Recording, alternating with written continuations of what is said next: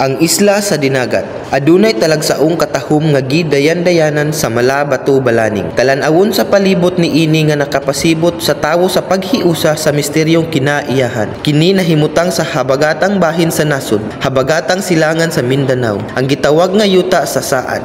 Sa silangang bahin sa isla ang halapad nga kapunaw-punawan sa lawod sa Pasipiko. Sa gibuntag nga pinakahalawom nga dagat sa tibuok nga kalibutan. Kapid-an ka mga katuigan ang nanlabay. Ang maong isla gipuy-an o gimanduan sa lumad gikan sa duha ka mga tribo. Ninimuyo sa habagatang bahin o sa aminahang bahin. Ang duha ka tribo adunay managlahi nga baruganan sa kinabuhi diin maoy hinungdan sa ilang panagbingkil. Sumala sa suliganon, ang duha ka tribo wala makabaton og kalinaw tungod sa iyang panagbingkil sulod sa dugay na mga panahon. Ang ilang panag-away milungtad sa taas nga panahon hantod gikausa sa usa ka kaminyoon ang prinsipe sa habagatan nga si Dato Gat ug si Prinsesa Dina sa amihanan. Ang ilang kaminyoon mo'y naghatag og kalinaw sa mga lumulupyo sa isla ug malipayon sila nga nanimuyo uban ang manggrasya.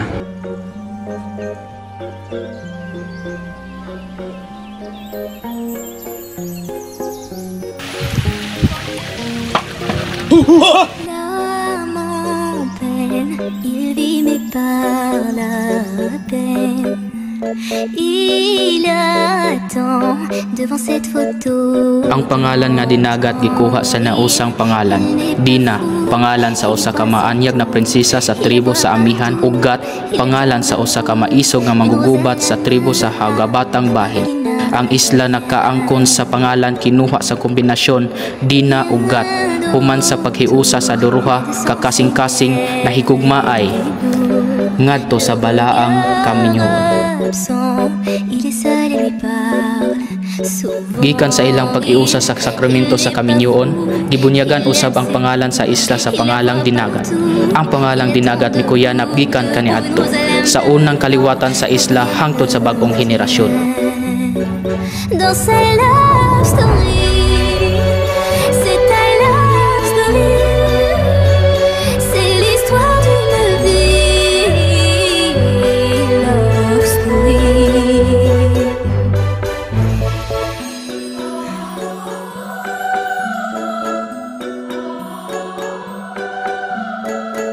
Sa pag-aginod sa panahon, diin miligid usab ang daghang katuigan, midaghan ang katawhan sa dinagat. Namugna ang lungsod sa dinagat ni adtong tuig 1788 ubos sa gahom o kamanduan sa mga Kastila ni adtong mga higayon mo'y naghari og nagdumala sa Pilipinas. Gikan sa maong tuig nahigpit lamang ang mga pagdumala ni ini isip lungsod ni adtong 1830.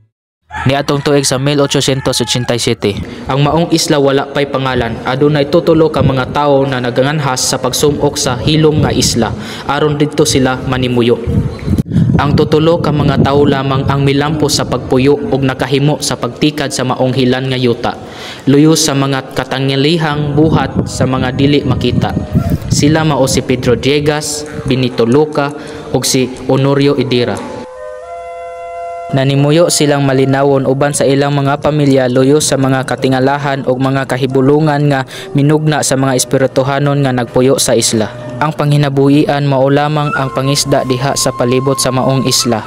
Bahandianon ang dagat sa palibot niini sa daghan ug nakadaiyang matang sa isda. Kasarangan ug hapsay ang ilang panimuyo.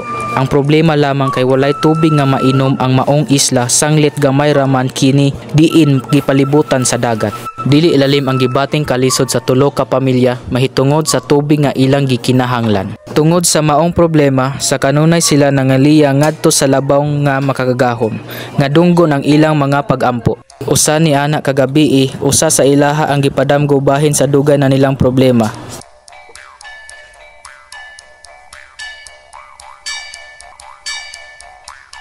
Usa ka gamhanang tingog gikan sa kawalaan ang nagsugo kaniya. Mulakaw ka sa daplin sa baybayon, haduol sa ibabaw sa dakong bato sa may pangpang. Gikan sa dagat, muhap ka og katulo ka dupa paingon sa punuan sa dakong kahoy nga nag-umbaw sa dagat. Ungon niya, bugwalon mo ang bato, ug sa pag-abot sa may tunga sa dupa, ang gilad mo imo makita nga motubod ang tubig gikan sa bato.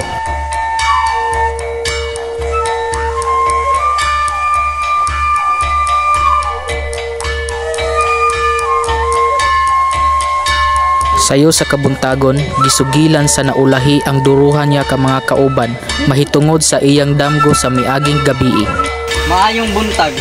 Maayong buntag sir. Aduna ko'y maayong balita kaninyo. Sa akong pagtulog, adunay usa ka buntis na nagpalit sa akong sa may baybayon. Sa may dakong bato na adunay tubod na atong magamit na tubig. Ayaw ka na balita igsuon. Asa kong igsuon? Yato magtuon. Ali, kay atong susihon.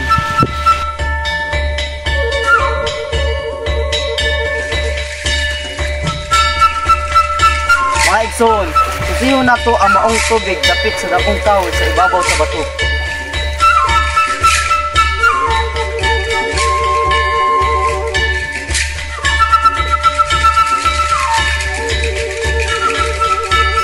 Mauna kini ang gingon sa akong damgo.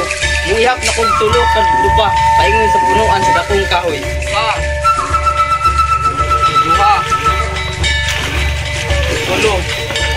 Tabangi ako pagkuha sa bato kay naa sa tunga ang maong tubig. Hindi atong tabangan.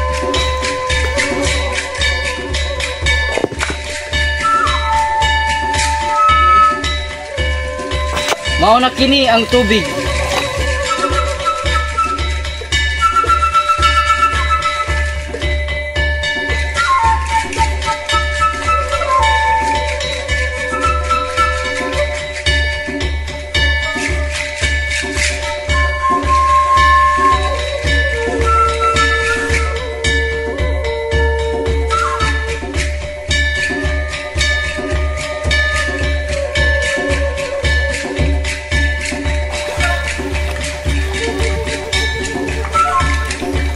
Nangiyon na tubig. Salamat, Ginoo.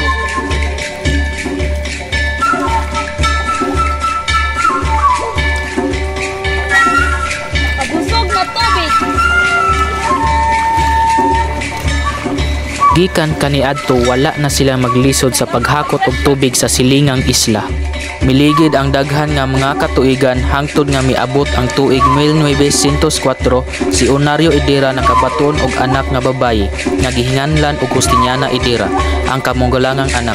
Niadtong Hunyo 19, 1952 miabot ang wala damhang mga bisita na midunggo sa lapyahan sa kabilan sakay sa usa ka yate.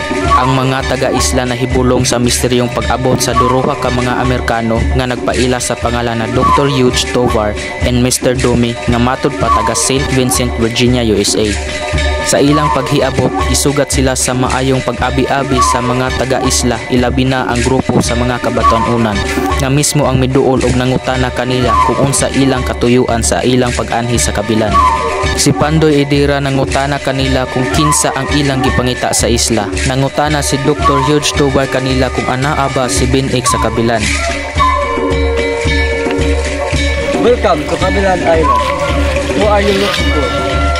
Is Binik here in the island? Si Pandoy ingon man iya mga higalang batan-on na malibad nga walay binig nga nagpuyo sa kabilan.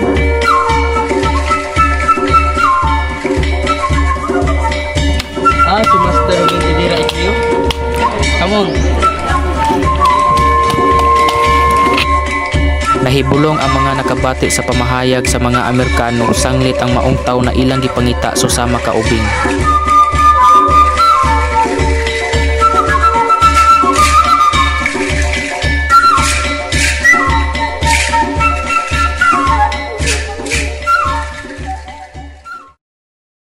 Usa ni ini mao ang apo sa tuhod ni Benito Loca, usa sa unang mga tawo sa isla sa kabilan nga si Quintin Loca. Nabunggo siya sa dili makitang tawo didto sa kabilan gamay samtang siya nagdula uban sa iyang mga higala.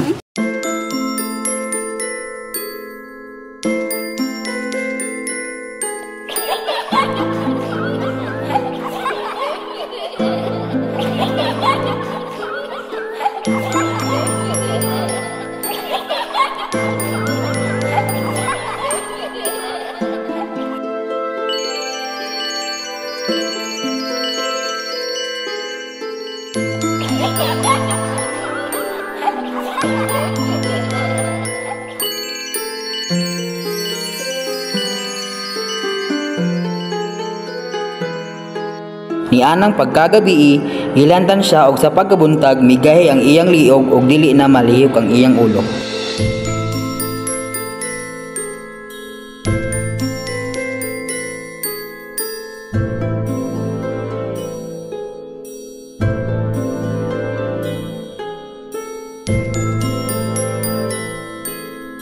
Idala si Quintin sa mga ginikanan ngadto sa dakbayan sa Surigao o gipatambalan sa doktor apan wala gyud siya na maayo. Mayong gabi.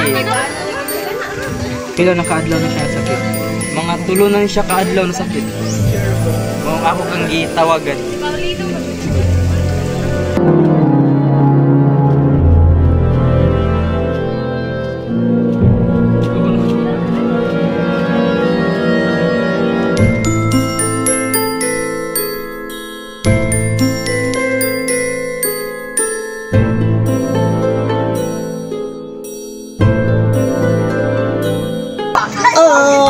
Daghan nga mga albularyo ang misulay sa pagtambal kaniya ug gidala na sa ubang dapit kung diin atuay bantugan na mananambal apan gihapon pakyas sila sa ilang tinguha nga maayo pa si Quintin. Imong ako nakabunggo o usa ka dili makita sa tawo dito sa kabilang gamay samtang kini gadula sa iyang mga higala ang maong jatot ug ang espirituhanong katawo kay patay na.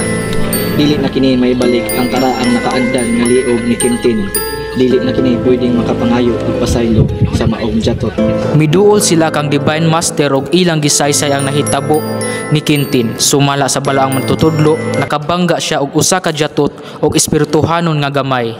Ang Puyangi, usa ka gamay nga sityo sakop sa baryong Matingbi, sakop sa lungsod sa Dinagat, probinsya sa Surigao del Norte. Diin sa pagkakaron, mao na ang probinsya sa Dinagat Islands. Ang pangalan nga Puyangi gikuha sa pangalan sa usa ka kahoy nga ginganlan og Puyangi. Ang mag-agaw na sila Francisco Icli o Crispolo Iclio mao ang naghatag sa pangalan na Puyangi. Sila mo'y unang mga tawo nga milalim og nag-ugba sa dapit gikan sa kamingawan ngadto sa mahimong uma o tamnanan sa mga lagutmon ug uban pa nga bilihong tanom. Si Jose naminyo kang Justiniana Idira. Nagbunga ang duruhan nila kagugma nga miturok diha sa ilang tagsa-tagsa ka mga kasing-kasing. Sila mao si Espiritu or Cienciana, Nicolas, Oldarica ug Moises. Si Jose usa lamang kayanong nga tawo, usa ka mangingisda ug mag-uuma nga maoy iyang gibuhi sa iyang kabos nga pamilya. Giugmad ang kabilin nga yuta nga walay gigamit nga makinarya o hayop nga igtrabaho.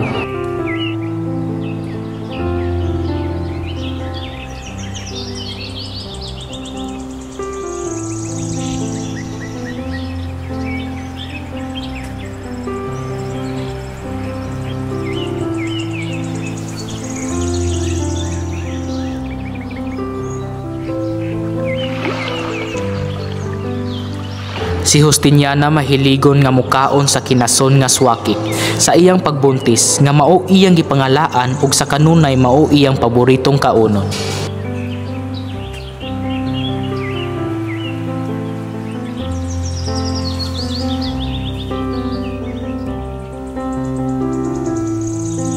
Si Justiniana nagsabak sa ikaunom nga anak kansang balatian sa iyang pagpanamkon na hiaguman ang tumang pag-antos sa kasakit sa iyang tiyan.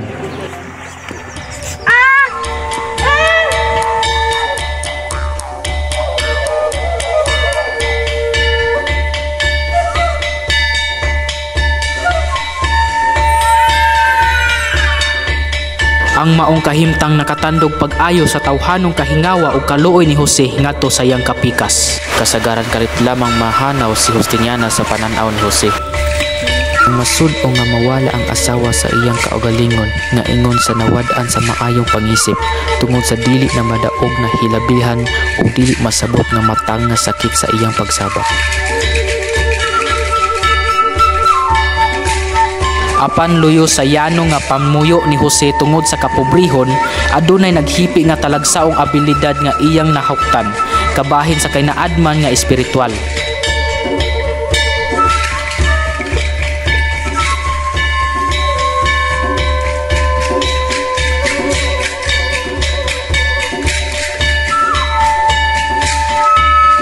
Karon nga gikinahanglan na ni Jose ang pagnabang sa mga espirituhanon nga nagpuyo sa puyangi tungod sa makaluluoy nga kahimtang sa iyang kapikas nga naganto sa iyang pagsabak. Wala na hinuon na magpakita kaniya bisan og giunsa niya pagsampit. Wala panumbaling nga ang iyang mga hangyo taliwala sa makaluluoy nga kahimtang sa iyang asawa. Si Iking ug Suling ang manghod ni Justiniana nanginhas sa baybayon sa puyangi usa ni ana ka adlaw.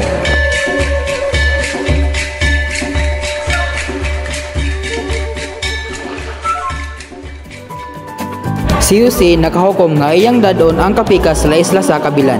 Sanglit aduna may daghan nga makatabang nga mga kaparyentihan sa pagpanganak ni Justiniana. Dito sa isla sa kabilan nga puno sa mga tanghaga diin hangtod ni ining mga takna nagpabiling nagpahipi ang kamatuoran tali sa bata ug sa mga espirituhanon nga mihadla sa kinabuhi sa iyang inahan ug amahan. Gipanganak ang bata nga dugukan sa misteryong og milagro ni adtong Disyembre 9, 1934.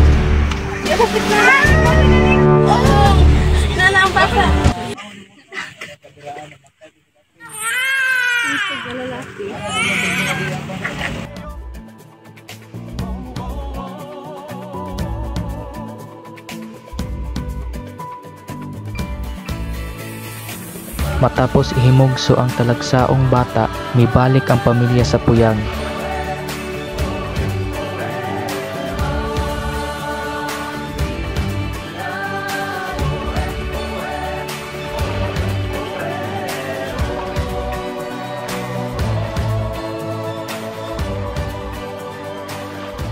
Miulbo ang ikaduhang gubat sa kalibutan ni adtong 1942 ug gikan sa baybayon sa puyangi makita ang duruha ka armadong pwersa sa Amerikano ug Hapon nakigbugnoay. Battle of Surigao Strait taliwala sa Lawod, Leyte ug Dinagat.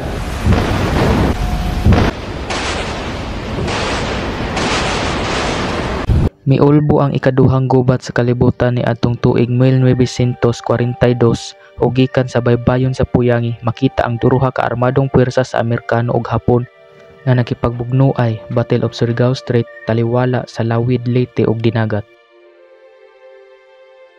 Ang magsuon nga ubing nga anaa sa panuigon nga 8 ka tuig ug si Isik anaa usab sa panuigon nga napulo ka tuig. Malipayon nga nagsud-ong sa mangilngig nga gubat sa mga eroplano ug barko igugubat sa mga kaaway nga pwersa. Nahidagsa sa baybayon sa puyangi ang mga patay ng mga sundalo ug mga dilatang pagkaon gikan sa nalunod nga barko ug mga eroplano na naigo sa bala. Mitaliwan si Jose sa laing kalibutan sa tuig na 1947 matapos ang gubat sa kalibutan. Ang iyang kamatyanon gikaguol kaayo sa pamilya ilabi na sa kapikas nga si Justiniana nga gibilinan sa 6 kabuok nga mga anak. Ang mga anak usab mitambayayong sa pagtabang sa inahan, panahon sa bakasyon, sa pagtikad sa uma ug sa pagpangita ug pangkinabuhian alang sa ilang kaugalingon ilabi na sa pag-alima sa kabilin nga yuta.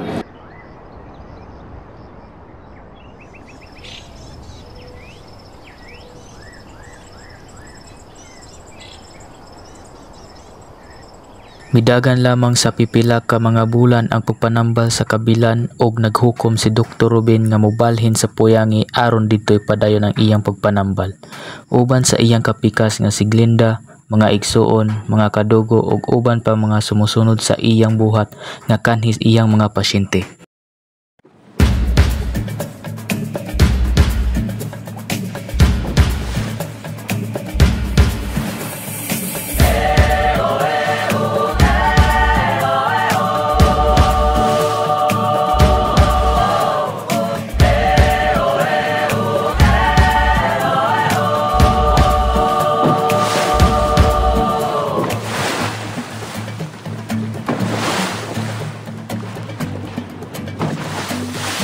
Ang talagsaong hiyas sa pagpanambal pinaagi sa gitawag nga divine healing naghatod kaniya ngadto sa panting sa lagitnong pagtahod og pagtuo sa mga katawhan ngadto kaniya.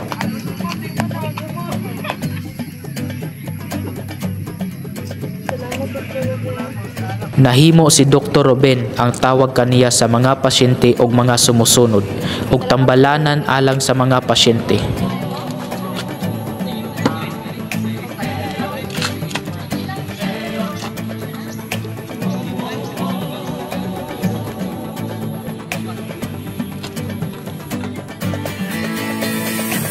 Libuan ka mga pasyente gikan sa Luzon, Visayas ug Mindanao ang miabot adlaw-adlaw para lamang magpatambal kaniya.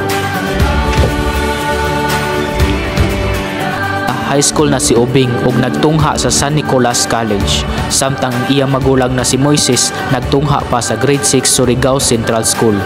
Dinhi nahimo siyang usa ka basketball player sa ilang tulunghaan. Napilian siya tungod sa pagkamaayo sa iyang dula.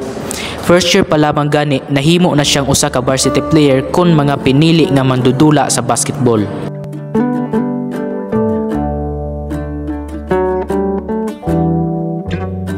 Nahimo siya nga dalaygon alang sa uban magdudula tungod sa iyang estilo ug ilabi na gadyod sa mga babae.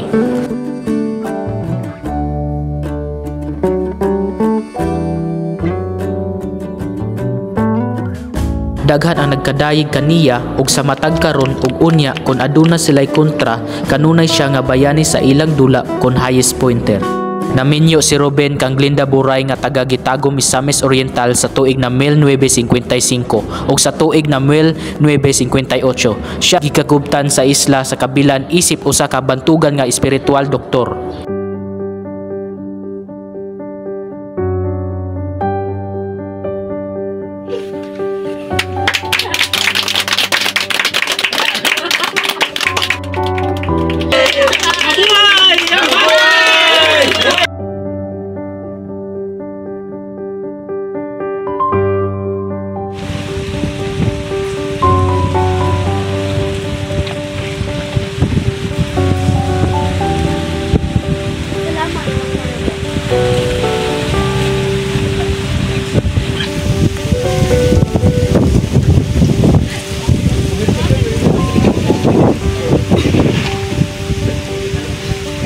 Salamat, Dr. Robin.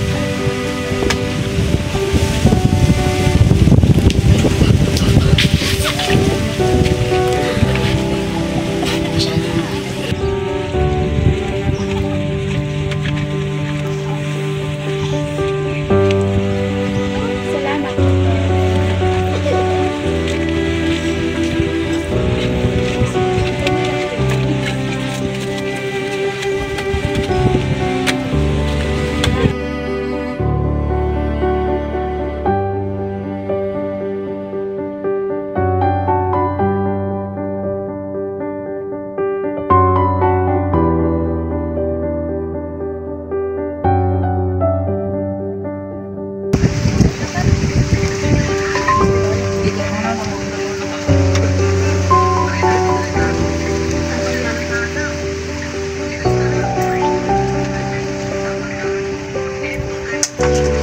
Salamat kaayo, Dr. Ben.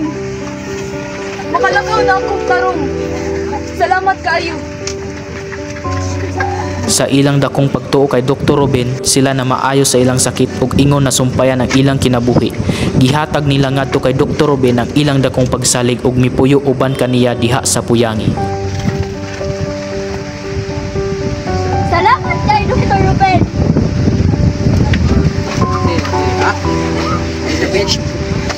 Mandapit ah. Hapon. Ang sarap eh. Master. Okay. Hapon. Daghang mga mangialamon ang buot mupakgang sa iyang mga buhat. Sila misulay sa pila ka higayon sa pagtaral kaniya sa hukuman sa sala nga illegal practice of medicine, gipadakop o gitunod ngadto sa atog. Mabuhay si Dr. Ruben!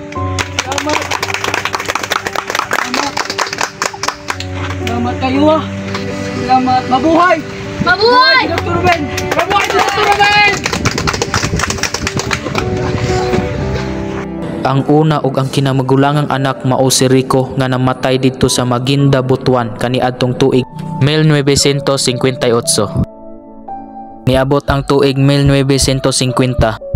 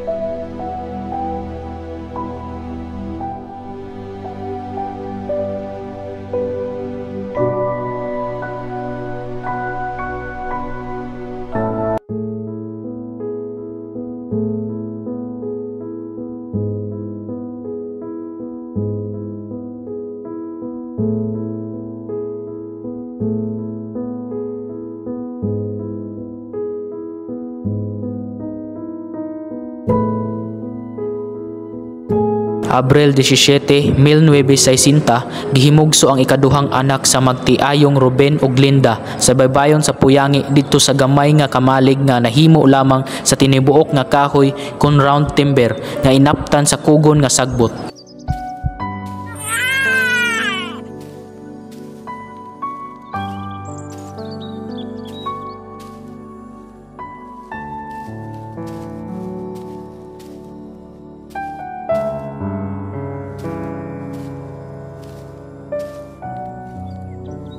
Namugna ang grupo sa unang mga tinun-an sa balaang magtutudlo nga gitawag unang 13 dito sa Lake Panimaloy, Don Carlos, Bukidnon ni adtong Abril 11, 1963.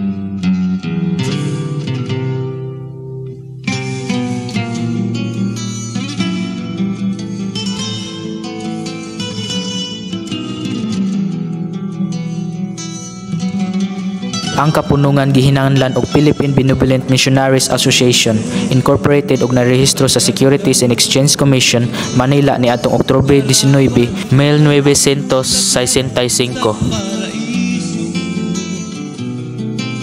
Paakyat mong landas tungo sa itaas ay nagsasa ng kalikasan. Landas ko, ituro mo tungo sa buhay na. Ang pahina mo'y usa ka sistema sa pagtinabangay nga gihigmugna sa balaang magtutudlo, pinaagi sa paghalad sa kaugalingong kusog ug gugma sa paglambo dapit sa kagipabalaan sa tanan nga mao ang Puyangi. Turgo na makamtan ang kaginhawa.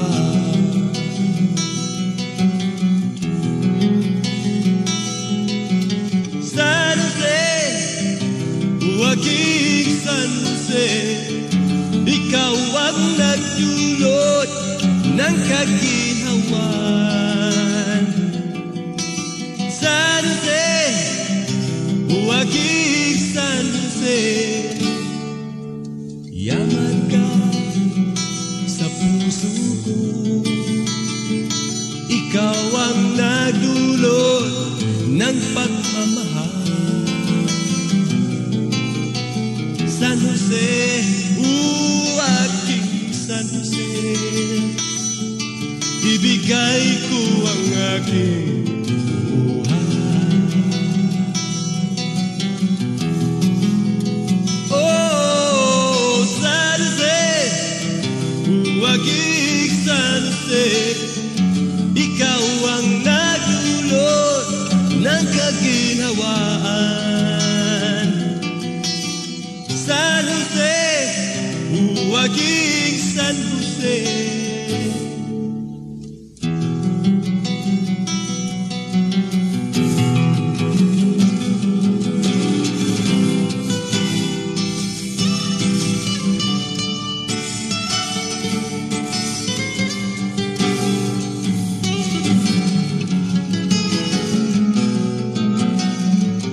Ika-20 sa bulan sa Disyembre 1987, ang masanagong panagway sa katawhan ilabi na ang mga membro sa kapunungan sa BBME ingon man ang kaliwatan sa pamilyang Cleo, Idira ug Buray kalit na mikisdom ang langit nga gisapan sa mangitngit nga paglaom tungod sa kamatyanon sa balaang magtutudlo. San Jose, huwaging San Jose, mahal kita.